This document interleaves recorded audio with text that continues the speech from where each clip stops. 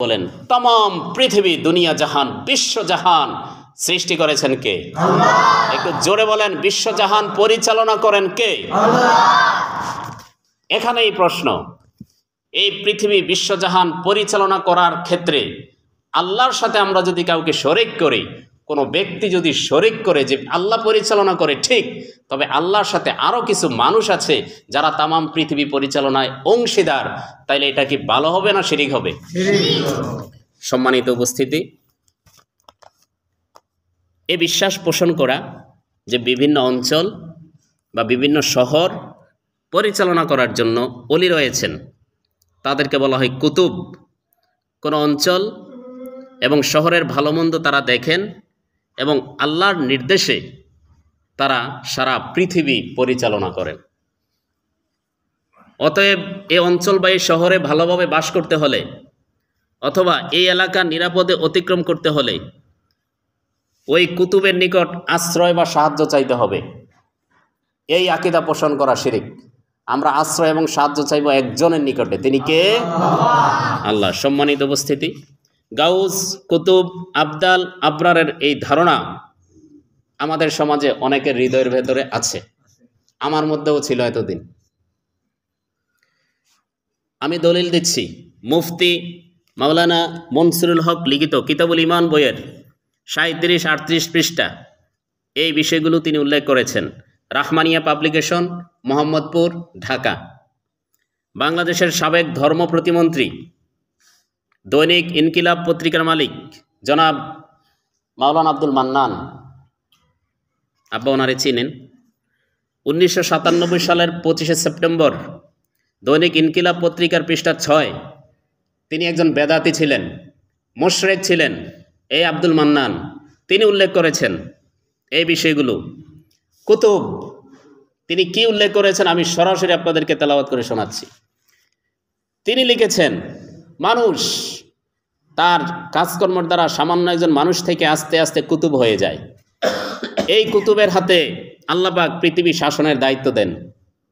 মনে রাখতে হবে, আল্লাহ পাক দুনিয়ার শাসন শৃঙ্খলা রক্ষার জন্য মানুষের মধ্য থেকে কিছু লোককে নিযুক্ত করেন। তারা সারা পৃথিবী পরিচালনা করে। তাদের সংখ্যা হলো 350 অথবা 4000। তাদেরকে বলা হয় কুতুব। এক কুতুব আরেক কুতুবকে চিনে না। প্রত্যেক কুতুবের 2 জন উজির থাকে, তাদেরকে ইমামাইন বলা হয়। ডানের উজিরের নাম আব্দুল মালেক, বামের উজিরের নাম আব্দুর রব। এছাড়া আরও থাকে 12 জন কুতুব, 7 জন 7 ইকলিমে থাকে, তাদেরকে কুতুবে বেলায়েত বলা হয়। এর নির্দিষ্ট কুতুবগণ ব্যতীত ও নির্দিষ্টভাবে প্রত্যেক শহরে প্রত্যেক গ্রামে একজন করে কুতুব থাকে। এই বিশ্বাস অনুযায়ী আমাদের উজিরপুরেও একজন কুতুব আছে, ফিফিয়াতে আরেকজন আছে, শালিখা আরেকজন আছে।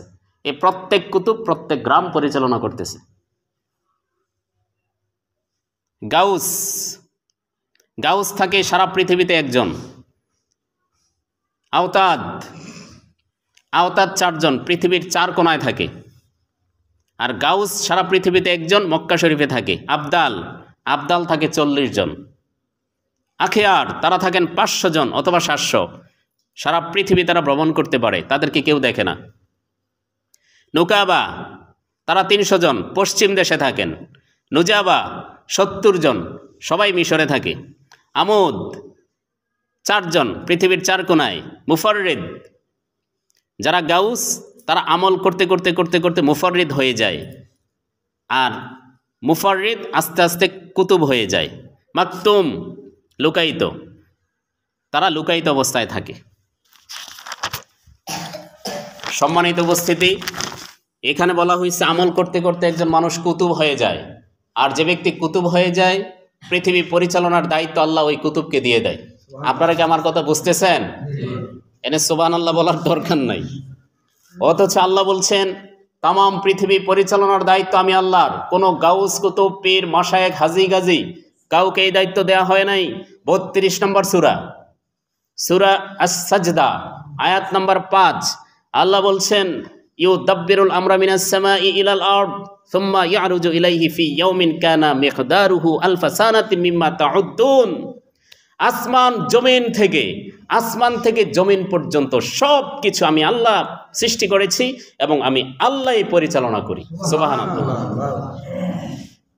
এরা বলছে কুতুবের কাছে আশ্রয় চাইতে হবে, তাদের কাছে সাহায্য চাইতে হবে। আল্লাহ বলছেন 23 নম্বর সূরা আল মুমিনুন 88 নম্বর আয়াত, ওয়া হুয়া ইউজিরু ওয়ালা ইউজারু আলাই, আল্লাহ আশ্রয় দান করেন, তার মোকাবেলায় অন্য কেউ আশ্রয় দিতে পারে না।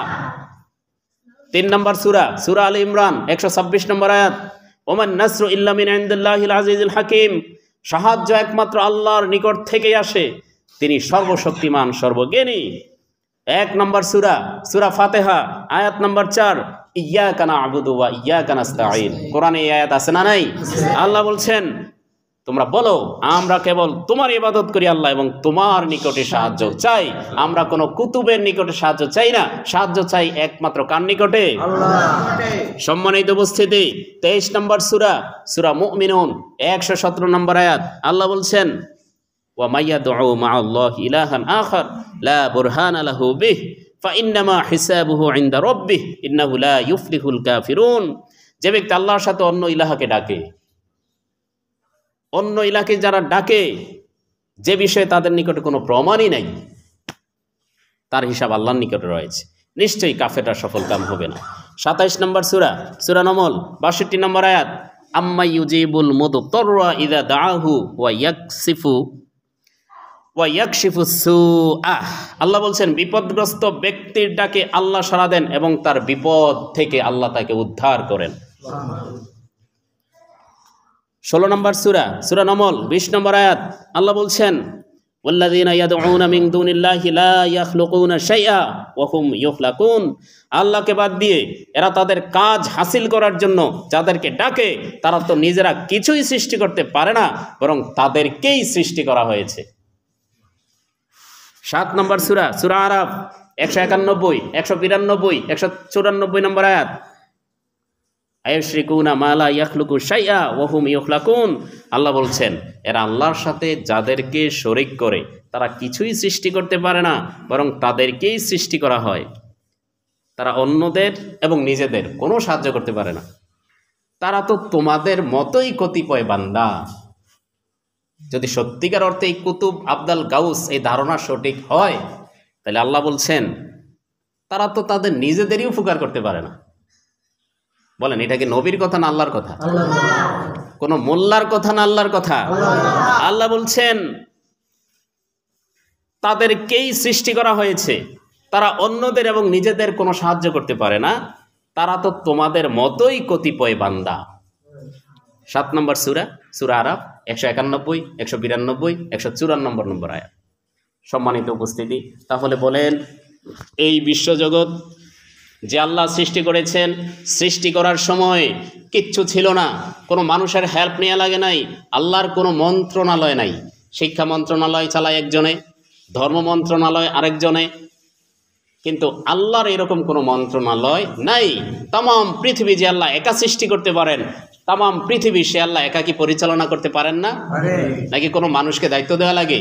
তাইলে আল্লাহর এই রাষ্ট্র পরিচালনা, বিশ্ব পরিচালনা, আল্লাহর এই কর্তৃত্বের মাঝে আমরা যদি অন্য কোনো মানুষকে অংশীদার মনে করি, শাসনকর্তা মনে করি, আল্লাহর অংশ আরেকজনকে দিয়ে দিতে চাই, তাইলে এটা কি ভালো কাজ হবে নাকি আল্লাহর সাথে সরাসরি শিরিক হবে?